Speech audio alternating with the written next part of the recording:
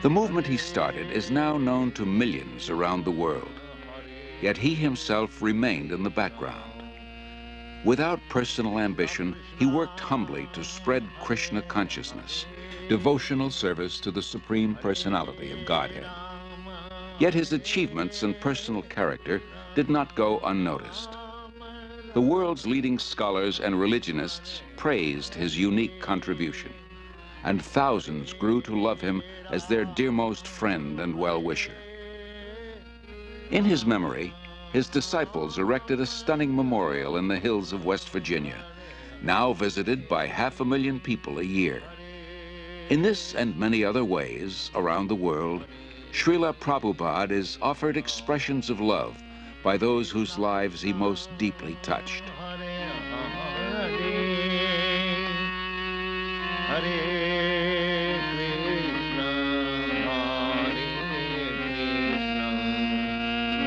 Krishna Krishna Hare Hare Hare Rama Hare. Always remember Krishna, God, and never forget him.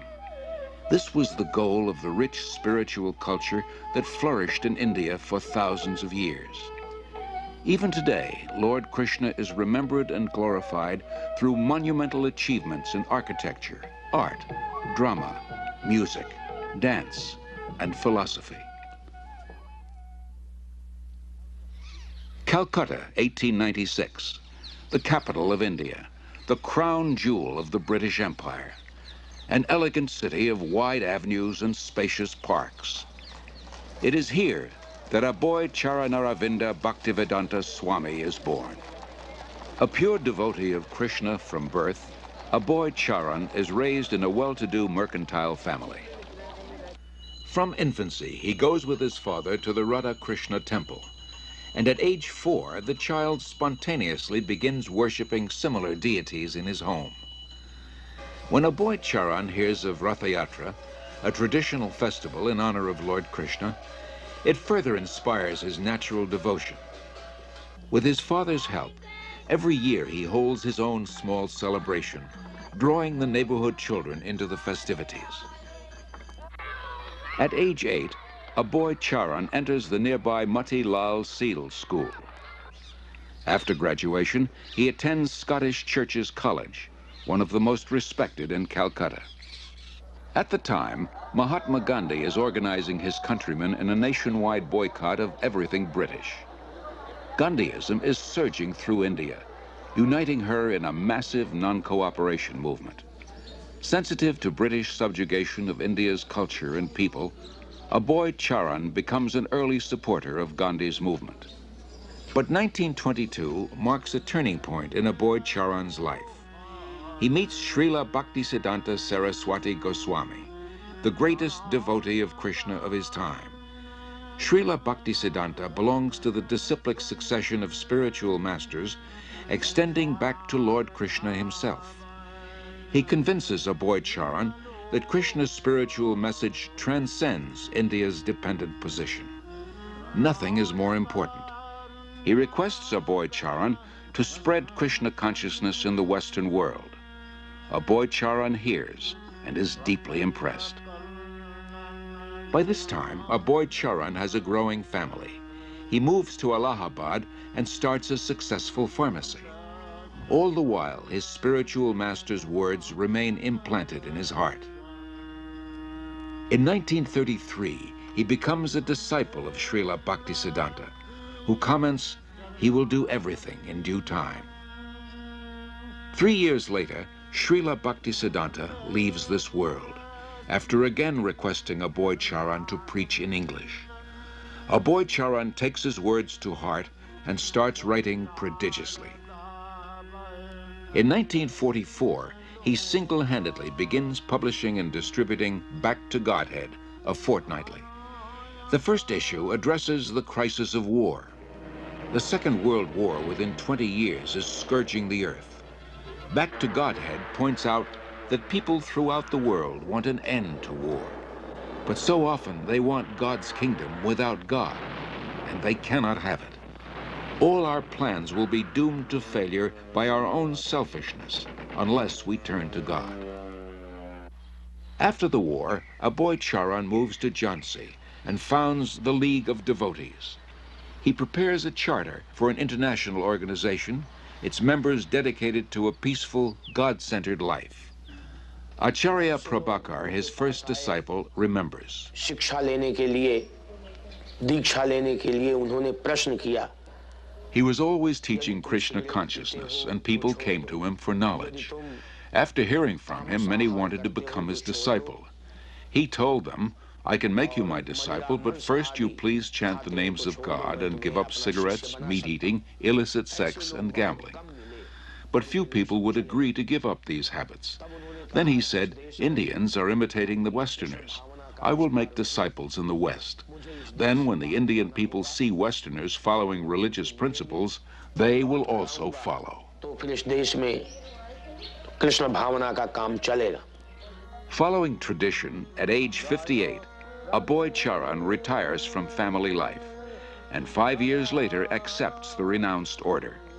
He is now known as A.C. Bhaktivedanta Swami. He lives alone in the historic medieval temple of Radha Damodar in Vrindavan, engaged in deep studies and writing. It was in Vrindavan that Lord Krishna revealed his pastimes 50 centuries ago, and saintly persons throughout the ages have worshipped this land as the most sacred on earth. Unlike other holy men who live there, Bhaktivedanta Swami is not thinking of retiring. For him, Vrindavan is a source of inspiration, an ideal place to chant, worship, and write. Here he begins work on his life's masterpiece, translation and commentary on the monumental devotional classic Srimad Bhagavatam. Bhaktivedanta Swami calls it a cultural presentation for the re-spiritualization of the entire human society. But often he leaves Vrindavan to print his magazine and books in nearby Delhi.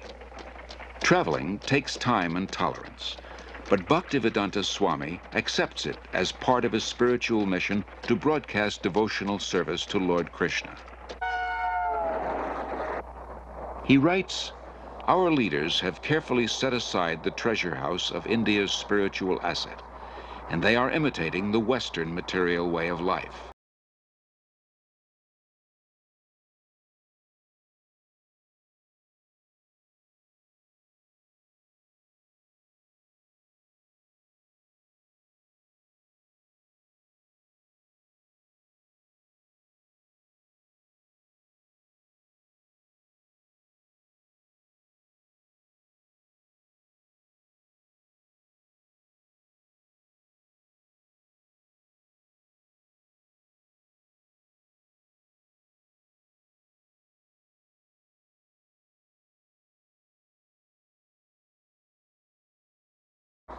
But people are more unhappy than ever before because of the exclusion of the most important part of life, the spiritual aspect.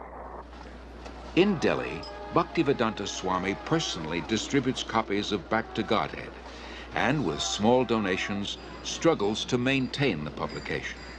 He regularly sees Surendra Kumar Jain, a printer. It was somewhere in the month of February 1956 that I first met Prabhupada. He came to my press for getting the magazine printed, Back to Godhead. I found that it was not very easy for him to collect money. He would come to the press practically every day, and after the printing was done, he would do everything himself. But he was a dedicated person, a very committed person. And at the times when he was not in a position to pay the bills, I would ask him, why are you running this? Why don't you stop it? He would say, no, it is my mission. And one day, Surendra Kumar, you will see that I will succeed in my mission. By 1964, Bhaktivedanta Swami completes 3 volumes of Srimad Bhagavatam. Prime Minister Lal Bahadur Shastri lauds his accomplishment and recommends his books for placement in India's public libraries. Sumati Morarji, chairman of the Scindia Steamship Company, gives contributions for printing Bhaktivedanta Swami's books and arranges for his passage to America. And he used to come every evening And one day he said that he would like to go to America. I was surprised. I said, Swamiji, don't go there. You are too old to go, and it will be too cold for you. Still he insisted. So I said, all right. So I made arrangement for him to go by Jaladuta. On way, while he was passing through Suez, that day was Lord Krishna's birthday. And he gathered all the people on board the ship, all the crew members, officers, and recited some shloka, and then some prasad was distributed to them and all that. Bhaktivedanta Swami, a lone mendicant, 70 years old, traveling halfway across the world. His only resources, the message he carries and his unflinching faith. The voyage on the Jaladuta proves a great trial. Bhaktivedanta Swami endures seasickness and then suffers severe chest pains. In 2 days, he has 2 heart attacks. If another comes, he thinks he will surely not survive. But gradually, he recovers. He writes, I feel today better, but I am feeling separation from Vrindavan. I have no qualification, but I have taken up the risk just to carry out the order of my spiritual master. September 17th, 1965, the Jaladuta arrives in Boston Harbor. On board, Bhaktivedanta Swami writes, My dear Lord Krishna, you are so kind upon this useless soul, but I do not know why you have brought me here. Most of the population here is absorbed in material life. How will I make them understand your message? I can simply repeat your words, and if you like, you can make my power of speaking suitable for their understanding. I have no devotion, nor do I have any knowledge, but I have strong faith in the holy name of Krishna. I have been designated as Bhaktivedanta, devotion with knowledge, and now, if you like, you can fulfill the real purport of Bhaktivedanta. Signed, the most unfortunate, insignificant beggar, A.C. Bhaktivedanta Swami. Bhaktivedanta Swami first stays in Butler, Pennsylvania, in the home of a friend's son, Gopal Agarwal, and his wife Sally. The Swami was a friend of my husband's father, Mr. Agarwal, in Agra, India. And he asked me to sponsor the Swami, and that's what I did. And that's why he came to our house in the middle of the night one night. He stayed with us for a month in Butler. And I learned, over the time, I learned to love him as I would a father-in-law. He was a very sensitive and kindly type of person. He was indeed one of the most unusual men I've ever known in my life. The Swami came with so few possessions. He came with the clothes he had on his back. He had a typewriter, and he had his books. And he had a bag of cereal. Imagine coming to a country on the other side of the world with so little, and yet he came with so much in himself. The Swami brought a pan with him in which he cooked his food, and in fact cooked our lunch too. Our little boy was only 6 months old when he came, and the Swami was there when Bridge first stood, and he laughed and laughed to see him stand up. When he laughed, he was just oceanic. He just seemed to take in the entire universe when he laughed, and he laughed a lot. I enjoyed my association for that 1 month with him about as much as I've enjoyed anything in my life. Although comfortable in Butler, Bhaktivedanta Swami thought the most important philosophy in the world, Krishna consciousness, should be spread in one of the most important cities in the world, New York. He moves to 100 West 72nd Street. 3 months later, his typewriter and tape recorder for translating are stolen. Bhaktivedanta Swami later said, I came to America risking my life. I was physically unfit and at the fag end of my days. Sometimes I did not know where to live, nor was I used to the severe cold. Seemingly, I was alone for 1 year, but I never felt alone. I always felt the presence of my spiritual master, so I did not lose my enthusiasm, despite all difficulties. Bhaktivedanta Swami arrived in America during a decade of discontent. There's widespread dissatisfaction with America's war in Vietnam, and with what some consider her racist, exploitative dealings at home and abroad. Disillusioned by the establishment, the youth create a counterculture of their own. Around the time Bhaktivedanta Swami came, waves of Americans are breaking away from the status quo, searching for an alternative. For a short time, Bhaktivedanta Swami lives in the Bowery in a loft given by a friend.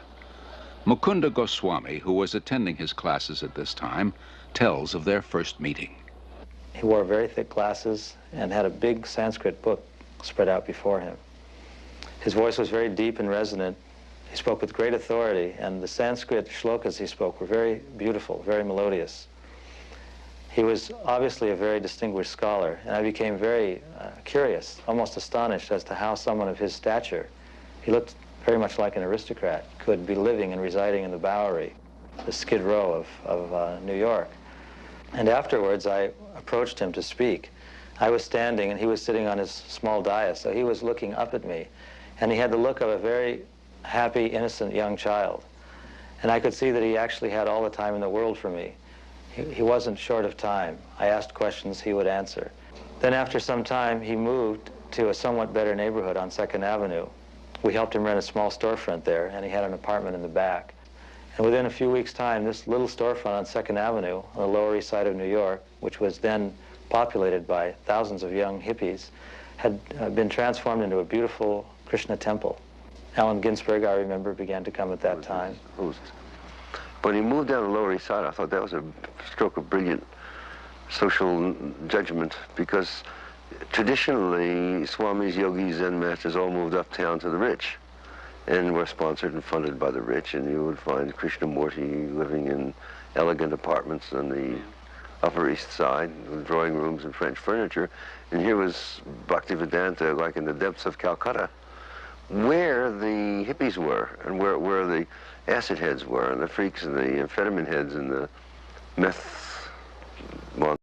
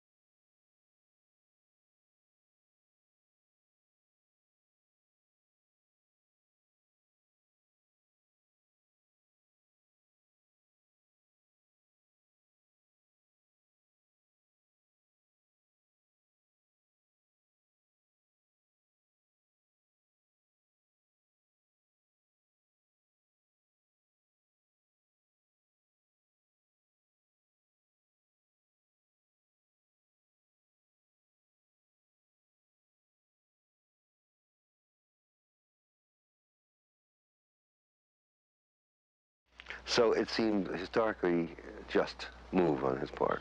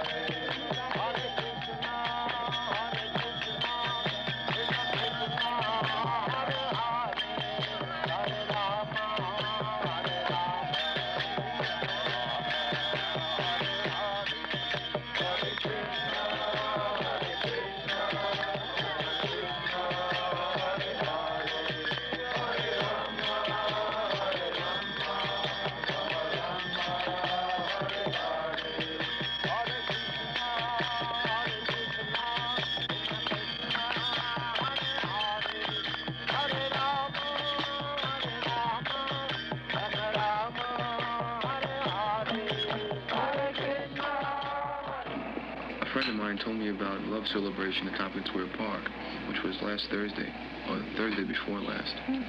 And I knew I had been seeking a guru for a while. So Krishna sent me there, and I was there. And after meeting some of the initiates, I knew that the Swami really had to be into something. I came here in America in September 1965. I was wandering in the street, and some of the boys saw me, and gradually they came to me. My mission is to preach the philosophy of Lord Chaitanya, chanting Hare Krishna, Krishna Krishna, Hare Hare, Hare Rama, Rama Rama, Hare Hare. This transcendental vibration will cleanse the dirty things of the mind. It doesn't matter what he is. This transcendental vibration is equally appealing to everyone without any question of language, nationality, creed, or caste, because it is coming forth from the depth of the soul. Krishna was all along preparing something, Bhaktivedanta Swami later wrote, and he brought you to me one by one, sincere boys and girls, to be trained in Krishna consciousness. Now I can see that it is a miracle. Otherwise, one old man with only a few books to sell for barely getting food, how could he survive, what to speak of introducing a God-conscious movement in a materialistic society? For Bhaktivedanta Swami, these are happy days. Singing and speaking with the vigor of a young man, he brings the Hare Krishna movement into the public eye by chanting in the parks, by distributing Back to Godhead magazine, by holding free Sunday love feasts. Many are attracted. His hopes for the future expand without limit. The Hare Krishna movement has taken root.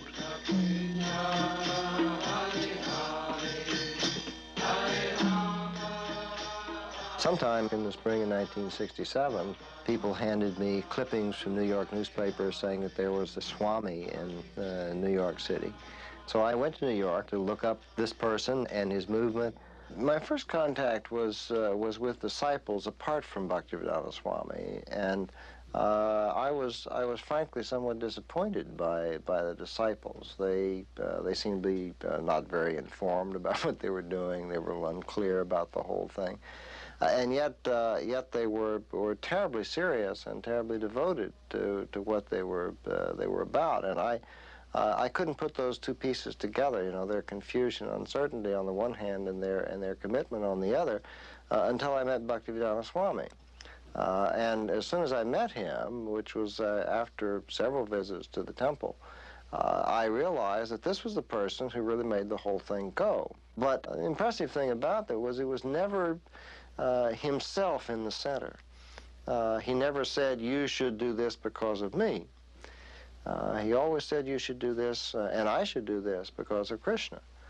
When he gave them instructions to do what they thought were impossible things, like he told one of the early disciples, go start a magazine. The guy had never had any contact with a magazine before in his life except to read one. And he said, how am I to do that? And Bhaktivedanta Swami said, Krishna will help you. He was just astonishing in terms of the personal impact that he had on people, the way that he was able to give them confidence in themselves, but more importantly, give them confidence that there was a guide who was leading them and would give them the strength that they needed. Bhaktivedanta Swami does not belong to New York. He belongs to Krishna. So when a few of his followers invite him to San Francisco, he goes and introduces the freewheeling youth to Krishna, his ancient culture, his spiritual food, his eternal chant, the way to stay high forever. In the heart of the hippie movement, Haight-Ashbury, Golden Gate Park, and in the hearts of the hippies, the Hare Krishna mantra resounds with unimagined potency.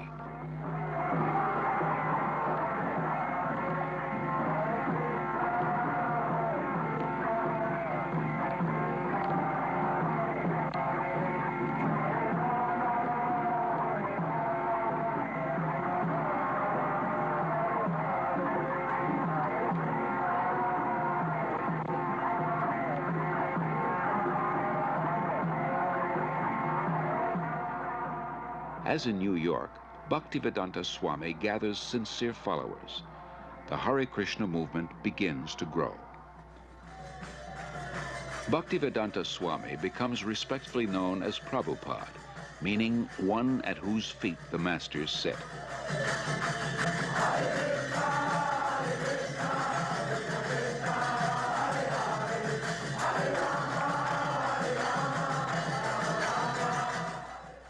From Montreal, Prabhupada sends 6 disciples to open a temple in London.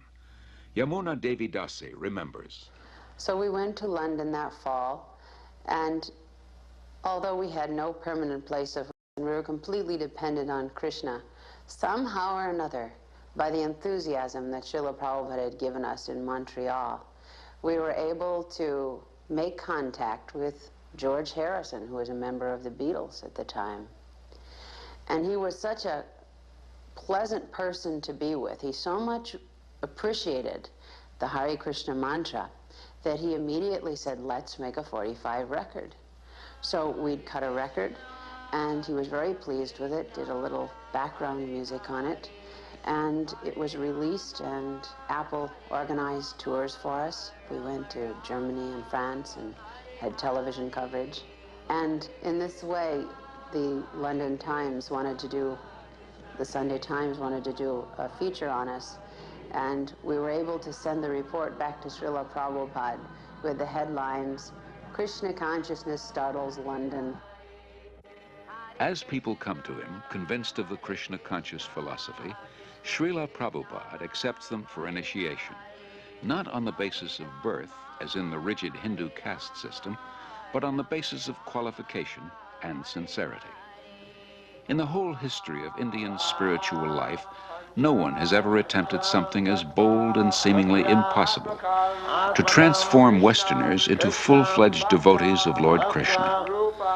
But by his intense spiritual energy and compassion, Srila Prabhupada is successful beyond his own expectations. How old is the movement? Well, from historical point of view, it is about 5,000 years. Why has it just begun to really catch on in the Western world? I mean, just recently, in recent years, has it begun to sweep the Western world? Why is this? The Western world, the younger generation were being frustrated with the hippie movement. So, when they saw something tangible, they accepted it. What things would, if everyone in the United States believed in Krishna to the extent that you do, what would happen to this country? How would it be transformed? They'll be very happy and peaceful. There will be no more hippies. What would you describe as a hippie? Someone who smokes. You know better than me. Something extraordinary. The thing that really inspired me the most about Srila Prabhupada was his complete dedication to his devotees. The thing that Prabhupada liked the best was to be with his disciples. It wasn't that he took on large amounts of disciples and then sat back and then just pushed them to do this and that and the other for himself. He did more for us than we ever did for him. And traveling with him personally, I got to see what a tremendous sacrifice he made for us. Even when he was ill, he would still preach. He would still be concerned. He would still be asking after how things were going in the society that he created, how were individual disciples doing. He always had time also to look to our personal needs. He was very concerned. Prabhupada wasn't aloof. All he really wanted was us to reciprocate the love that he gave to us. And if we reciprocated, he would give us more. So my personal experience with Srila Prabhupada was that I found in him a person that I could actually genuinely, fully give myself to. In Srila Prabhupada's eyes, Krishna consciousness is not an armchair philosophy or a part-time religion. It is a way of life, a transcendental culture that can end man's political, economic, and social problems. To realize his vision, Srila Prabhupada circles the globe 14 times in 12 years, inspiring his followers and discussing Krishna consciousness with all interested persons. His door is open to everyone. Actually, nothing is private property. Everything belongs to God. Rather, we have stolen God's property and claiming my property. And in Australia, the Englishman came here, but is that the property of the Englishman? It was there. America, it was there. And when everything will be finished, it will be there. In the middle we come and claim, it is my property and fight. To revive the Krishna conscious tradition in its full richness, Prabhupada envisions God-centered, self-sufficient farm communities based on the principle of plain living and high thinking. The first such community begins on 133 acres in the hills of West Virginia. Prabhupada calls it New Vrindavan, after Krishna's place of pastimes in India. In 1972, Srila Prabhupada begins a Krishna-conscious primary school system in Dallas, Texas. Srila Prabhupada very practically introduced a primary school system to teach children self-realization along with regular studies. This means that the Gurukul system is unique in that the educators are themselves free of vices. We could hardly find an institution where the faculty members are free of loose sexual relationships, intoxication, smoking, although they may have good credentials academically. That would be rare to find. But in Krishna consciousness, the teacher must also be on the platform of pure devotional service, because the children are very impressionable and they'll learn whatever their educators are actually doing, not just what they're saying. So these were some of the principles that Srila Prabhupada introduced in Gurukula. Srila Prabhupada gradually trains his disciples in the time-honored tradition of deity worship to help them advance spiritually. He explains, "I have introduced this system of deity worship among the non-believers, the atheists. Krishna cannot be understood with our present senses, but by his kindness he agrees to personally appear as the deity to accept our service. When we are attracted to the beautiful form of the deity, we will forget our attraction for material things. And as we serve the deity, we will develop pure love of God. Then our lives will be successful."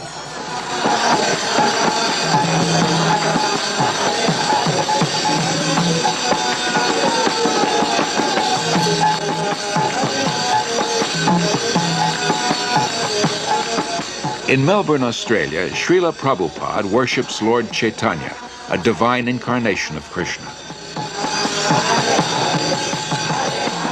By Chaitanya Mahaprabhu's mercy, we have installed the deity here in your country.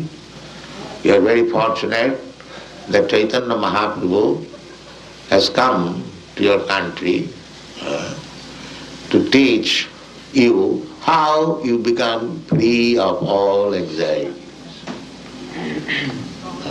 This is Chaitanya Mahaprabhu's mission.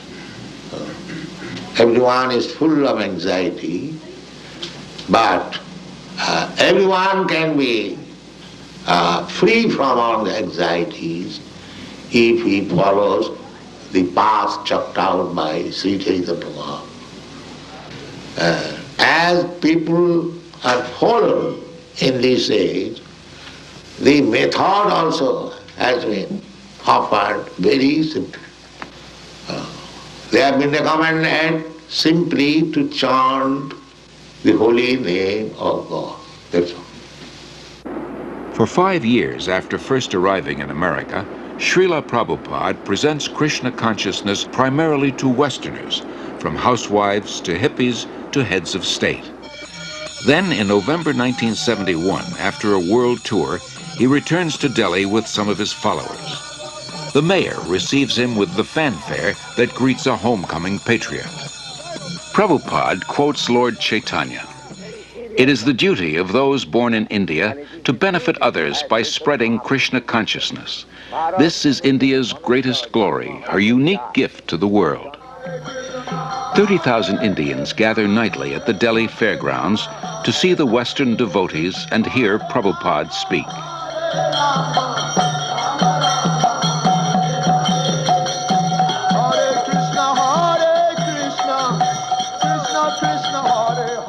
To bring about this change in India, that the revival of Krishna consciousness, Prabhupada's plan was to bring his dancing white elephants. He told us that when I bring my Western disciples to India, they will all come to see my dancing white elephants, he said. So we were actually very fond of being Prabhupada's dancing white elephants. We took that as our the special mercy of Prabhupada on us, that we could be his dancing white elephants and help him in any way we could to preach Krishna consciousness in India. Prabhupada was told by an astrologer in Navadip in West Bengal that when he saw Prabhupada's face, a photo of Prabhupada, he said, this man, he has the ability to make a house in which the whole world can live peacefully. To make a house in which the whole world can live very peacefully. And when I told Prabhupada that, he said, yes, that is my mission, that within Krishna consciousness, the whole world can live peacefully. While the Hare Krishna movement spreads worldwide, Srila Prabhupada wants to nurture its roots in India. He journeys to Mayapur, West Bengal, the birthplace of Lord Chaitanya. It was Lord Chaitanya who inaugurated, 500 years ago, the congregational chanting of God's holy names. In Mayapur, devotees purchase a small tract of land and start constructing an international guest house. For a handful of devotees who know nothing about construction, this is not an easy task. Srila Prabhupada directs and encourages them. For ourselves, he says, we are happy and satisfied living in a grass hut. But if we simply have a hut, who will come here? The more we develop our land, the more people will be attracted. Prabhupada plans to build a temple of understanding to house the world's largest planetarium, and around it, a spiritual city with schools, shops, farms, and many temples for worshiping Lord Krishna. Within the hearts of India's people is a natural respect for the eternal Krishna-conscious culture. Many come forward to take part in Srila Prabhupada's movement and accept initiation from him. No one should go hungry within a 10-mile radius of the temple, Prabhupada instructs. In March 1972, devotees start the ISKCON Food Relief Program, distributing prasad, vegetarian food offered to Lord Krishna. As the Mayapur project develops, Prabhupada invites his disciples from 6 continents to join together yearly on the anniversary of Lord Chaitanya's appearance. Prabhupada wants them to be purified and inspired by remembrance of the Lord in his holy land. In Vrindavan, Srila Prabhupada treats his followers to a guided tour of the holy places and personally relates Lord Krishna's pastimes. The devotees relish a bath in the sacred waters of the Yamuna River.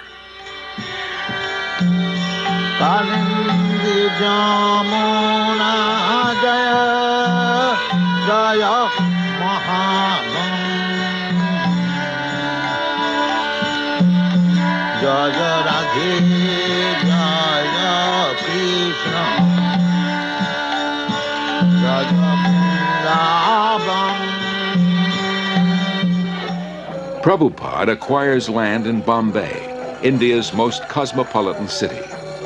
Although he has only a hut for a temple, Prabhupada envisions an international cultural center.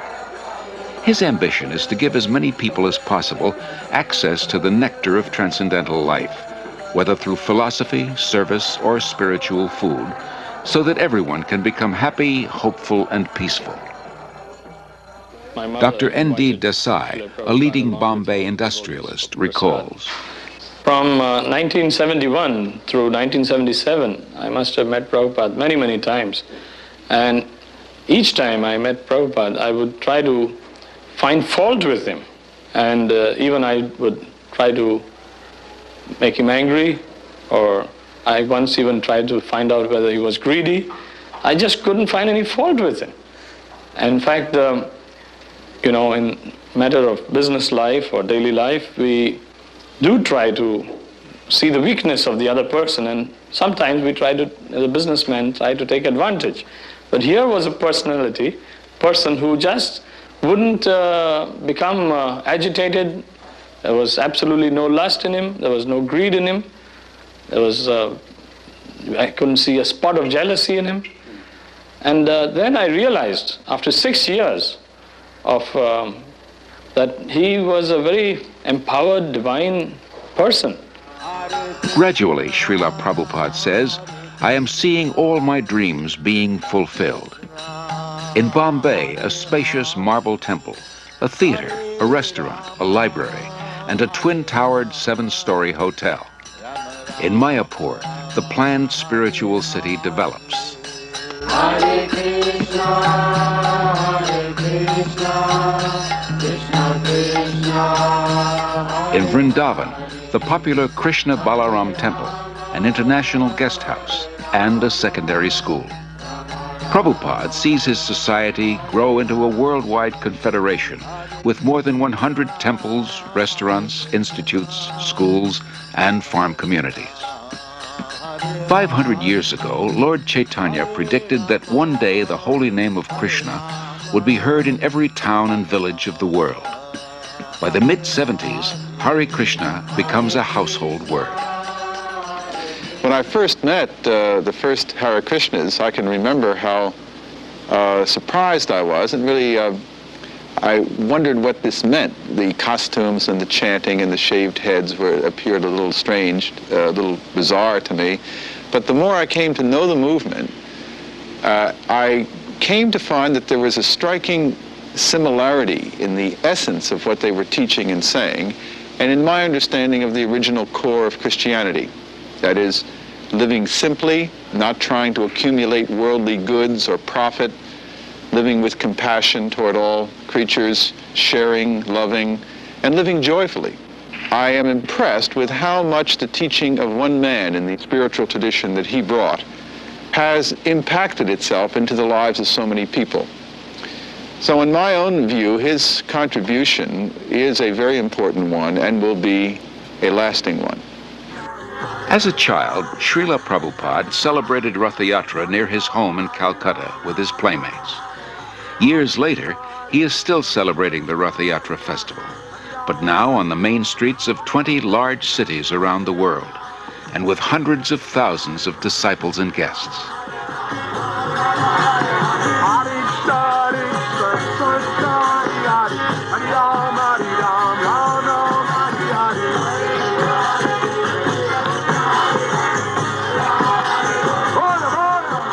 People follow, imitate Americans.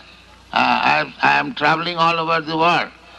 Everywhere I see they're trying to manufacture this skyscraper building, imitating your country. So, if you kindly become Krishna conscious and chant and dance in ecstasy, emotional love of God, the whole world will follow you and it will be Vaikuntha. There will be no more trouble. Thank you very much. Hare Krishna, Krishna Krishna, Hare Hare, Hare Rama, Rama Rama, Hare Hare. Hare Krishna, Krishna Krishna, Hare Hare, Hare Rama,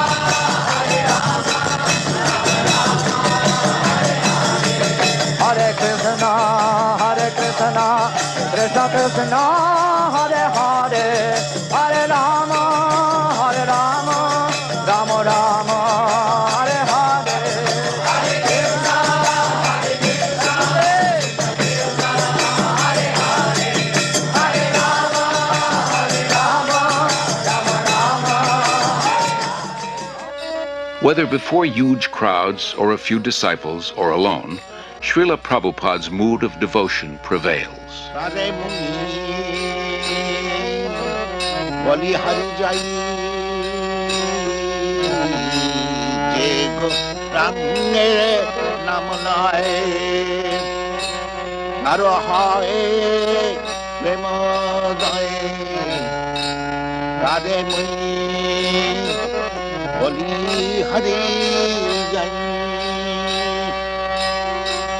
Gauranga gulate jhure nitalila tare jhure Gauranga gulate jhure nitalila tare se jana bhakti hari.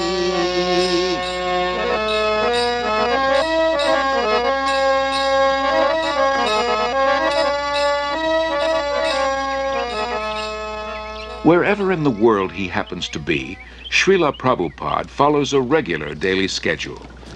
In the quietude of the early mornings, he goes out for lengthy strolls and shares intimate moments with a small group of students and guests. Rejecting superficial and dogmatic thinking, he carefully guides his students to increased insight and understanding.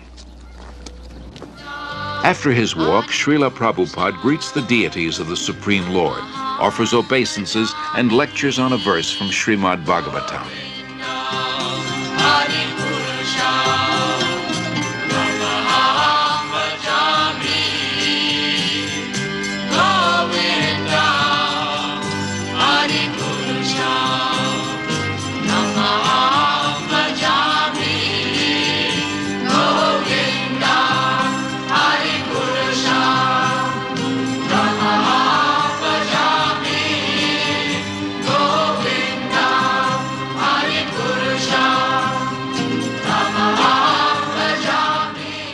So you may have $2 million, I may have $10, you may have $100. Everyone has got some riches. That is admitted. But nobody can say that I have got all the riches. That is not possible. If somebody can say that I have got all the riches, he is God. That is spoken by Krishna. Nobody has said in the history of the world. Krishna said, Bhoktaram Jaggatamatham Sarvaloko Maheswaram. I am the enjoyer of everything. And I am the proprietor of all the universe. Who can say that? That is God. In the afternoons, Prabhupada meets with guests. Here in Los Angeles with scholars of religion. Your pride, your property, your family, your bank balance, your skyscraper building, all taken out. That's finished. Got out. This is God. Now understand God. To believe or not believe, God will come one day. He'll take you, take your everything and get out. That is stated in the Bhagavad Gita. Those who are not believer in God, to them I come as death and take away everything. Finished. That one has to believe. Yes, as sure as death. Then God is sure. So unless one is madman, he cannot say there is no God. Anyone who denies the existence of God, he is a madman. Prabhupada, wouldn't it be better to say he's blind, he's stupid? Yes, the same thing. The mad is the sum total of all stupidity.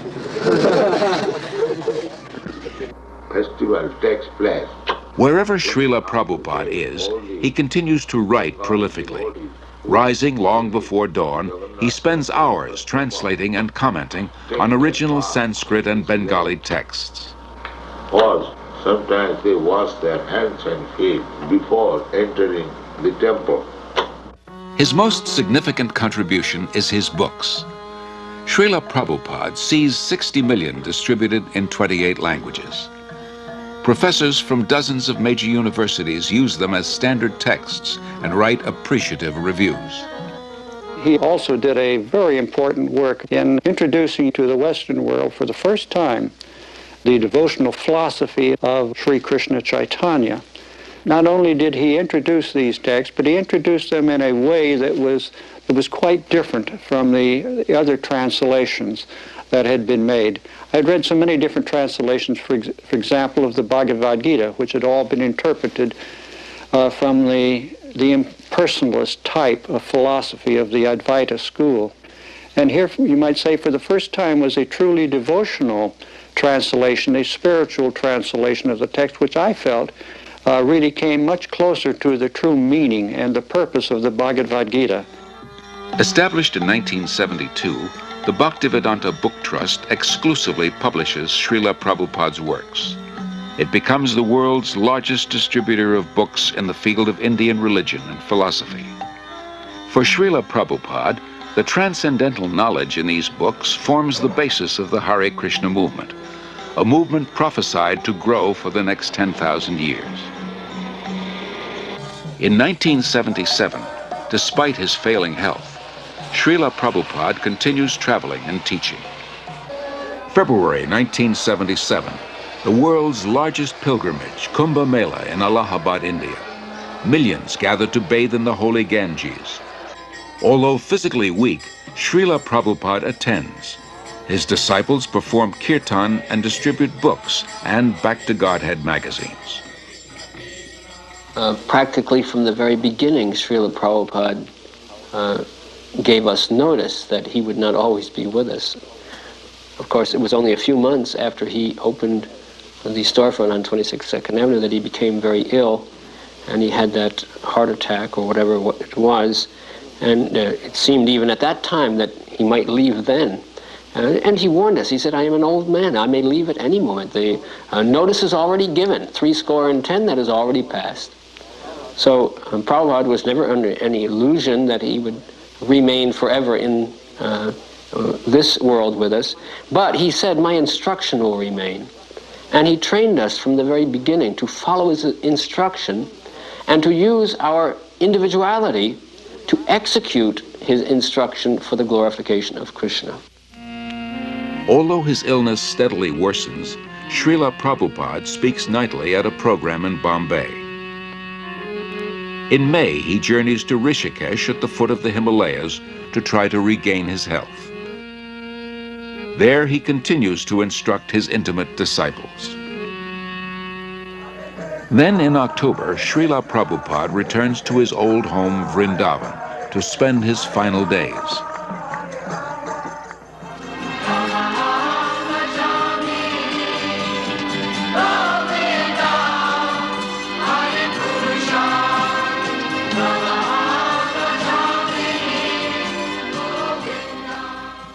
Even though he is physically incapacitated, Srila Prabhupada's intellect remains clear. He continues dictating translations and comments on his life's work, Srimad Bhagavatam, until days before he departs from this world. Everything is active, moving by the supreme desire of Krishna. This consciousness is Krishna consciousness. November 14th, 1977, His Divine Grace A.C. Bhaktivedanta Swami Prabhupada passes on.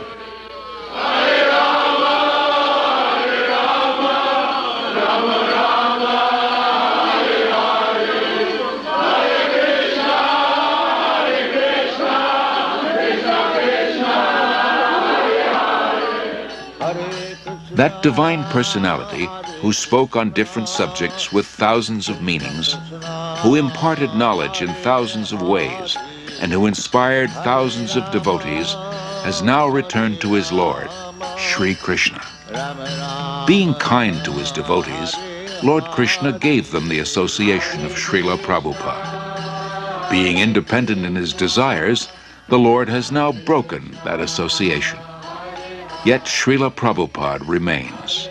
He lives forever in his teachings, and he lives forever in the hearts of his followers as their ever well-wisher.